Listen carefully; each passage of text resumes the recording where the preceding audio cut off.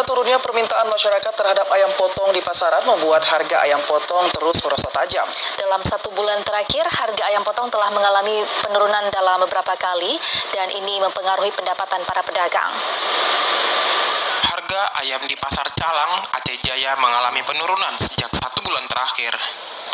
Penurunan harga di tingkat pedagang salah satu penyebabnya karena daya beli masyarakat yang turun signifikan. Akibatnya, pedagang terpaksa menurunkan harga jual agar tidak merugi yang lebih besar. Penurunan harga ayam di pasar tradisional Calang berkisar Rp5.000 per ekornya.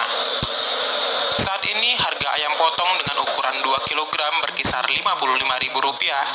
Harga ini jauh menurun dibanding tahun 2022 lalu yang mencapai Rp60.000 per ekornya.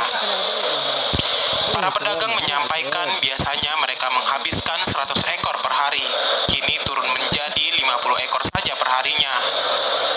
Pedagang mengaku meskipun harga ayam merosot, namun daya beli masyarakat belum terjadi peningkatan, dan hal ini juga mempengaruhi pendapatan yang diterima pedagang ayam potong.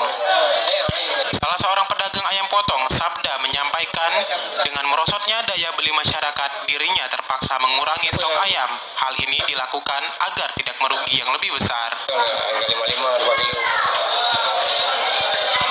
Kalau harganya terjadi kenaikan atau terjadi penurunan? Sedikit penurunan karena pasar tepi.